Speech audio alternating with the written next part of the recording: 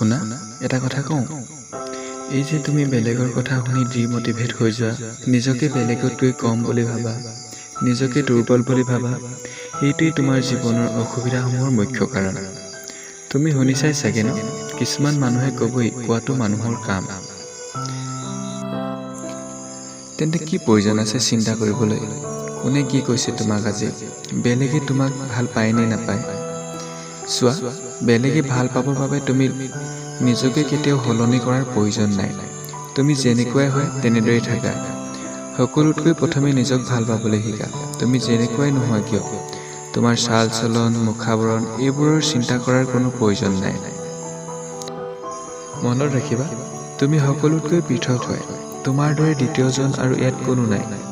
তেন্তে তুমি কিয় পাহৰি যোৱা, যিয়ে এই জগতখন ইমান ধুনীয়াকৈ বনাইছে, এই জগতখনৰ মাজত তোমাক ইমান ধুনীয়াকৈ সজাইছে?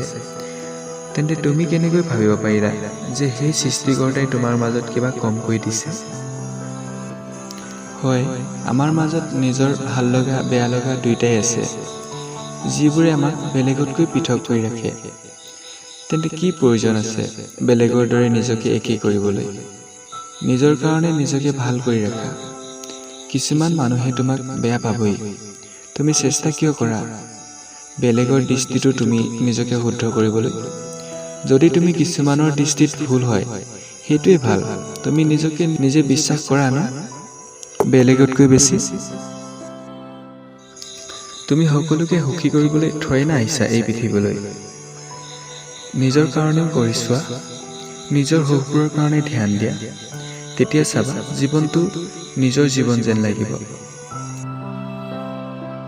নিজৰ জীৱনৰ চাবিকাঠি বেলেগ কাৰোবাক নিদিবা, যে যেতিয়াই আহে বা যেনেদৰেই বিচাৰে তেনেদৰেই তোমাৰ জীৱনটোৰ লগত খেলি গুচি যায়। তোমাৰ নিজৰ ব্যক্তিত্ব আছে, বেলেগৰ হাতত নাচি থকাৰ তুমি পুতলা নহয়। তুমি সেইটো কৰা যিটো তুমি ভাল পোৱা, তেনেদৰে জীয়াই থাকা যেনেদৰে তুমি জীয়াব বিচাৰা। যদি তুমি বেলেগৰ কথা শুনি নিজকে সলনি কৰিও লোৱা ন, তথাপিও কিছুমানে তোমাৰ লগত কেতিয়াও ছেটিছফাইড নহয়। আৰু কিমান সলনি কৰিবা নিজকে বেলেগৰ বাবে? নিজৰ পৰিচয় কেতিয়াও নাপাহৰিবা, কাৰণ তুমি সকলোতকৈ পৃথক আৰু সেইটোৱেই তোমাৰ পৰিচয় হয়।